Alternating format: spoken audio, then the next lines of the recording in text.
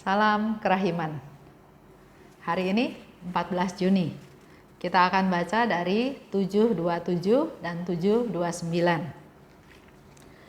Dalam nama Bapa dan Putra dan Roh Kudus. Amin.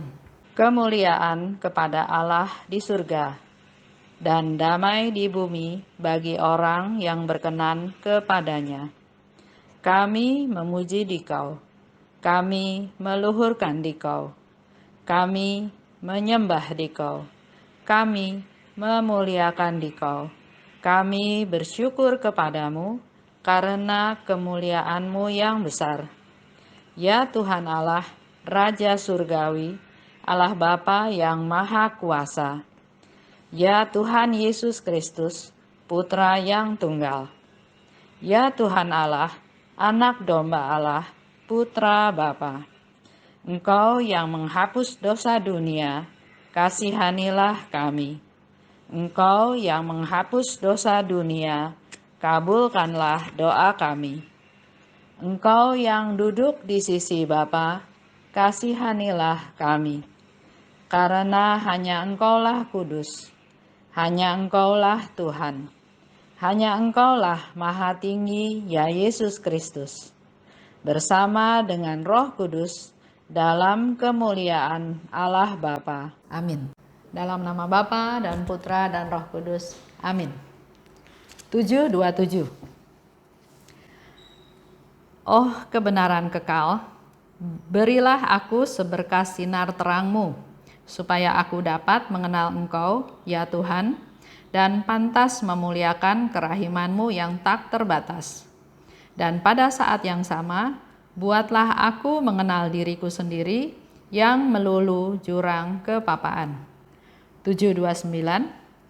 Dalam meditasi tentang penciptaan, pada titik tertentu, jiwaku menjadi begitu erat bersatu dengan Tuhan dan penciptanya.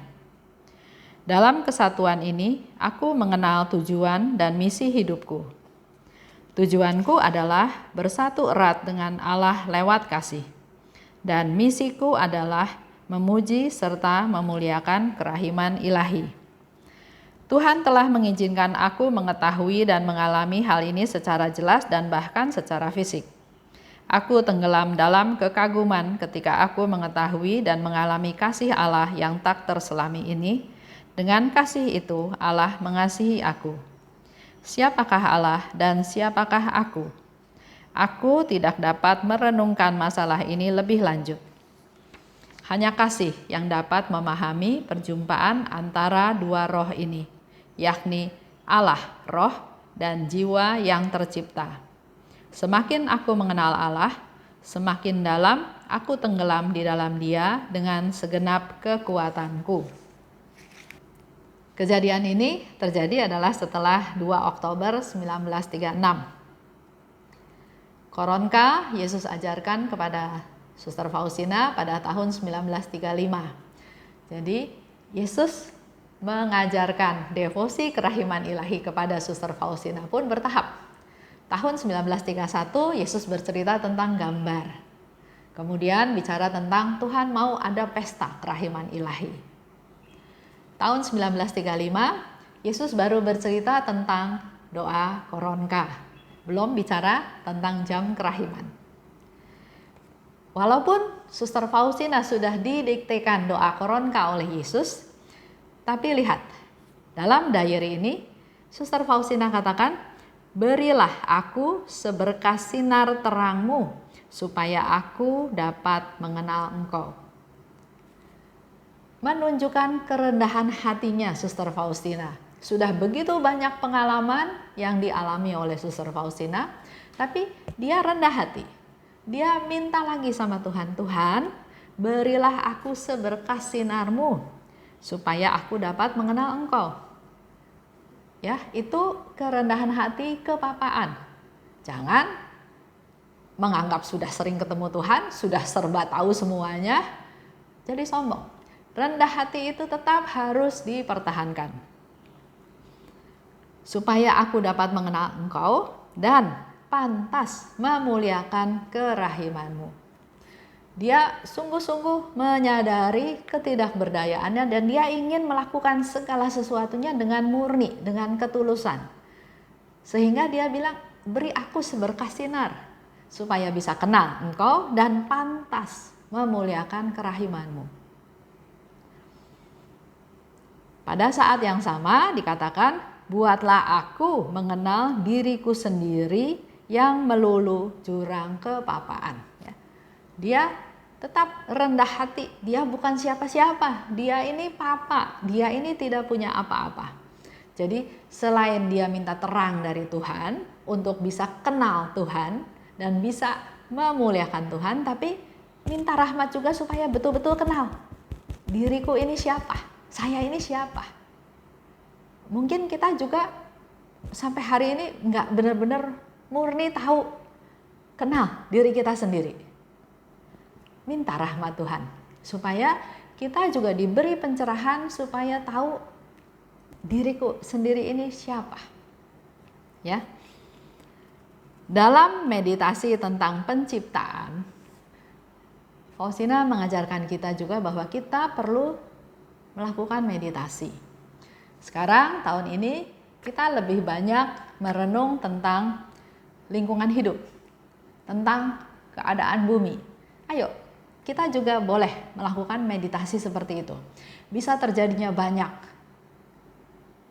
kebakaran hutan, bisa terjadinya banyak gempa bumi, gunung meletus, banjir, dan lain-lain. Apakah itu ada peran manusia? Manusia yang melakukan ini, yang tidak memelihara bumi, yang merusak bumi, menyebabkan terjadinya hal-hal seperti itu. Jadi dikatakan waktu dia melakukan meditasi tentang penciptaan, Faustina katakan, aku mengenal tujuan dan misi hidupku. Tujuannya dia mau meditasi tentang penciptaan. Tapi di situ Tuhan memberikan pencerahan sehingga Suster Faustina tahu, aku mengenal tujuan dan misi hidupku. Kita semua juga punya tujuan dan misi dalam hidup ini. Bukannya Tuhan menciptakan, contoh ya, ada satu orang tua, sudah tua ya, sudah umur 80 lebih. Tiap hari dia bangun tidur, oh saya masih hidup. Dia pergi makan pagi, jalan-jalan sebentar di ruangan, terus dia pulang lagi ke kamarnya. Tunggu waktu siang, jam siang, anaknya panggil makan. Udah makan siang, dia pulang lagi ke kamarnya, dia diam lagi, nggak tahu apa di kamar tidur atau apa ya. Malam dia makan malam, nggak lama dia masuk lagi ke kamar. Sampai suatu hari dia bilang sama anaknya, kapan ya saya mati? Anaknya kaget, loh kok bapaknya berpikir seperti itu? Karena dia bilang nggak ada yang saya tunggu, saya juga nggak tahu buat apa hidup ini. Jangan sampai kita di kondisi si bapak itu, atau jangan sampai anggota keluarga kita seperti itu. Ya, kita diciptakan Tuhan pasti ada tujuan dan ada misi yang harus kita lakukan. Saya pernah ke Filipina. Di sana lansia, saya diajak ke satu rumah, isinya lansia semua, ada 7-8 orang. Dan lansia itu ada yang masih sehat, ada yang sudah lumpuh, hanya ada di ranjang saja, bahkan ada yang buta. Tapi mereka penuh sukacita. Dan waktu saya ke sana, tiba-tiba ada beberapa romo datang. Bingung juga ya, kenapa datang? Ternyata romo-romo itu datang minta didoakan oleh oma-oma di sana. Oma-oma itu berdoa, tumpang tangan, dan setelah itu romo itu pergi. Saya bilang hebat ya, ngobrol ya sama yang ngurus. Saya bilang hebat sekali. Iya, di sini para oma itu dididik bahwa kita butuh kamu loh, kita butuh doa-doa kamu loh.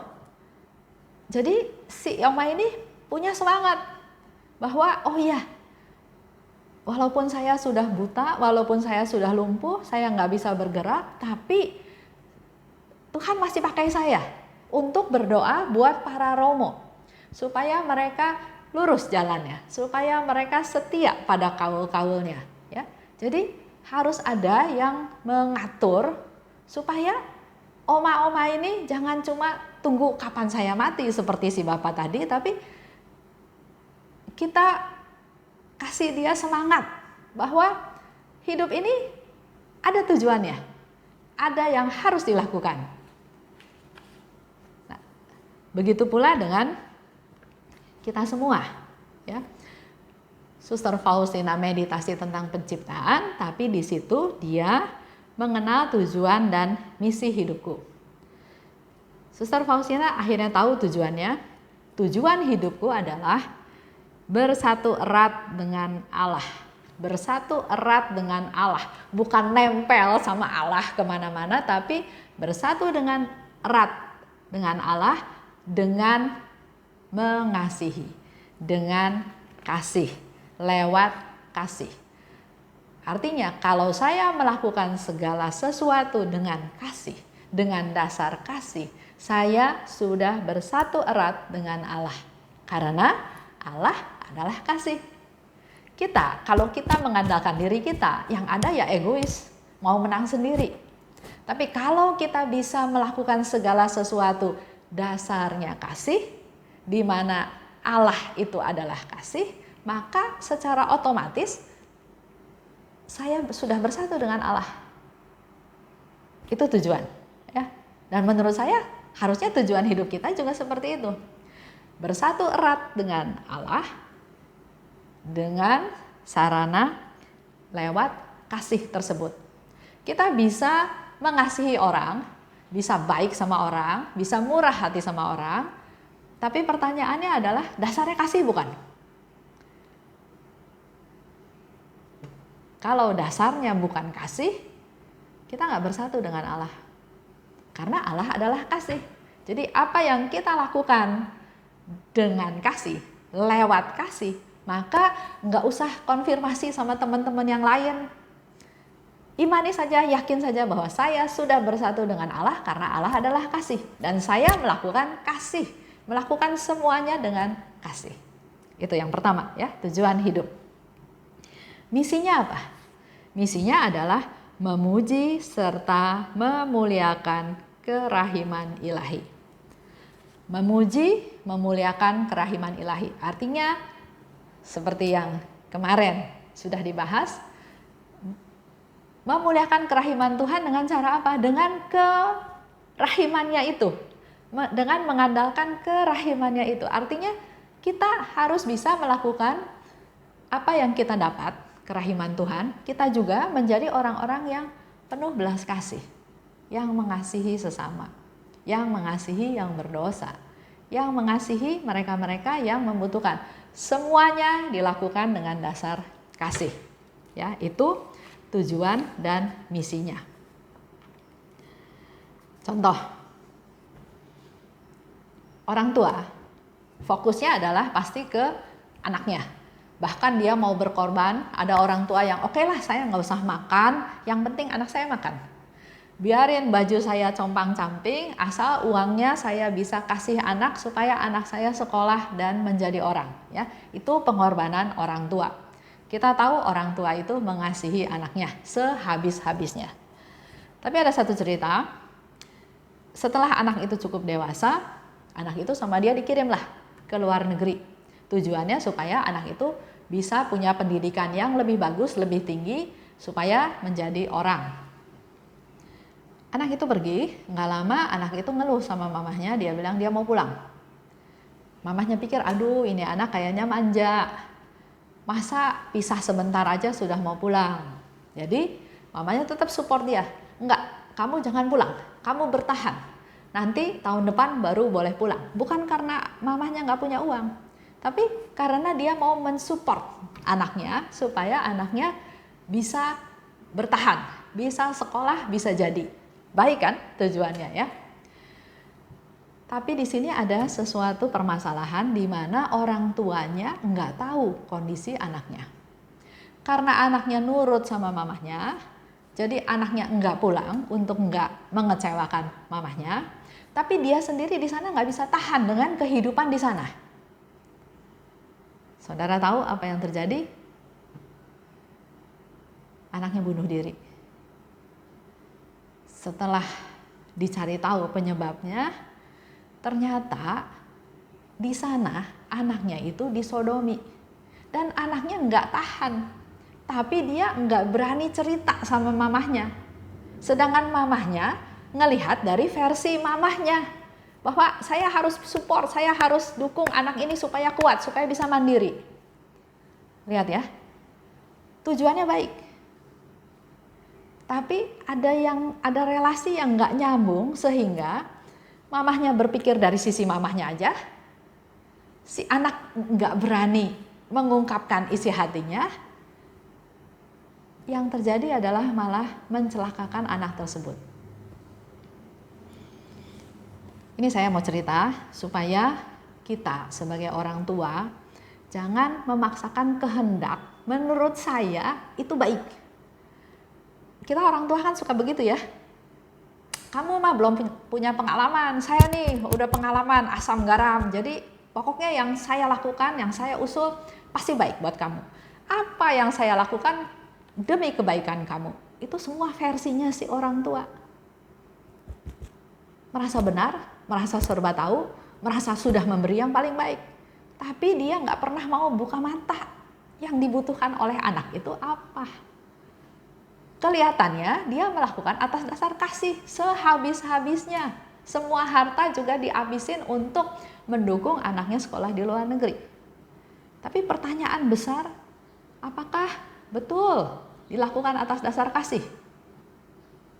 Apakah karena saya punya kewajiban? Saya orang tua yang bertanggung jawab.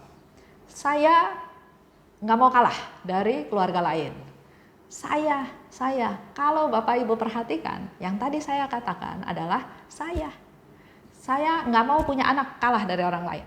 Saya mau kelihatan saya orang tua yang bertanggung jawab. Saya mau jadi contoh bahwa saya mau berkorban buat anak saya. Saya. Dan yang dilakukan untuk saya, kelihatannya kasih, tapi tidak ada kasih ternyata. Kasih itu berkorban. Kasih itu memberi apa yang dibutuhkan, bukan apa yang saya mau beri. Ya. Itu sedikit sharing supaya kita sebagai orang tua tahu, atau kita yang sudah mulai berumur seperti ini tahu bahwa apa yang dilakukan kalau dengan dasar kasih, maka yang harus dipikirkan adalah orang yang kita kasihi. Sama seperti Tuhan mengasihi saya, bukan Tuhan maunya A, B, C, D, enggak. Tuhan lihat, Esther ini berdosa, dia perlu diampuni, dia perlu dikasihi, supaya dia menjadi orang yang benar. Bukannya didikte, bukannya dihukum, bukannya harus.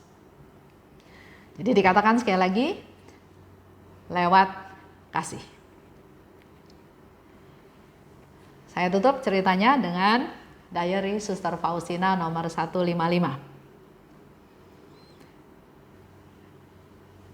Tiba-tiba aku merasa ada yang berdoa untukku. Ya, Faustina lagi cerita nih. Kok tiba-tiba saya merasa ada yang berdoa untuk saya? Aku merasakannya di dalam jiwa. Tapi aku juga merasa di dalam jiwa ada jiwa yang minta didoakan. Meskipun mereka tidak berbicara kepadaku. Nah, kalau yang ini suka ada orang tanya, Ibu Esther tahu nggak ada yang doakan? Saya bilang saya yakin pasti ada yang doakan. Karena dalam kehidupan kita bisa lolos dalam hal ini, kita bisa bebas dalam hal ini. Saya yakin pasti ada yang berdoa buat saya. Nah, mengenai ada yang minta didoakan, bisa juga terjadi. Saya dengar dari cerita misalnya, oh si ini sakit minta didoakan. Tapi bisa tiba-tiba juga keinget seseorang. Nggak usah pikir panjang lebar kenapa ya saya inget dia, tapi doakan saja. Itu yang saya lakukan. Perasaan itu seperti suatu kegelisahan. Faustina cerita ya. Perasaan itu seperti suatu kegelisahan seolah-olah seseorang sedang memanggilku. Dan ketika aku berdoa, aku merasa tenang dan beroleh ketentraman. Ini salah satu konfirmasi juga. Dia gelisah, dia nggak tahu mau apa, tapi tiba-tiba ingat orang itu dan berdoa buat dia, dan terus Suster Faustina merasa tenang. Itu pun salah satu contoh ya. Baik, kita selesai dengan tanggal 14. Kita doa ya. Dalam nama Bapa dan Putra dan Roh Kudus, amin. Allah Bapa yang Maha Murah, terima kasih atas pencerahan-Mu pada saat ini.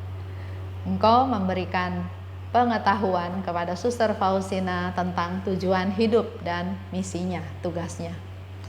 Kami juga percaya Tuhan, Engkau menciptakan kami pasti dengan satu tujuan, dan misi kami ada di dunia ini.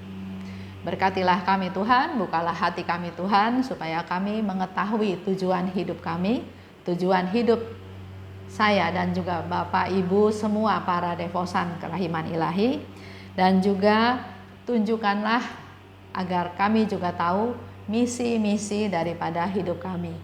Sebagai anggota keluarga, sebagai anggota komunitas, sebagai anak-anak-Mu para devosan kerahiman ilahi, agar kami bisa tahu tujuan hidup kami dan kami hanya lakukan itu sesuai dengan apa yang Kau sudah rencanakan. Terima kasih Bapa, dalam nama Putra-Mu Tuhan kami Yesus Kristus kami berdoa dan bersyukur. Amin. Dalam nama Bapa dan Putra dan Roh Kudus, amin. Salam kerahiman.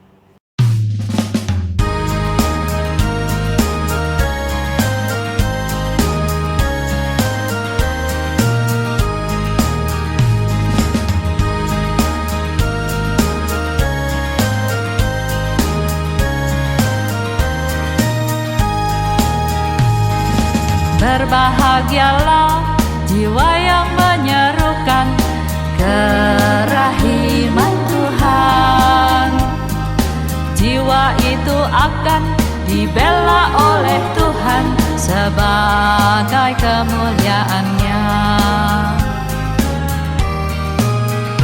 Pujilah kerahiman Tuhan dengan mengandalkan kerahiman-Nya. Pujilah kerahiman Tuhan sepanjang hidupmu. Pujilah kerahiman Tuhan dengan mengandalkan kerahiman-Nya itu. Pujilah kerahiman Tuhan sepanjang hidupmu.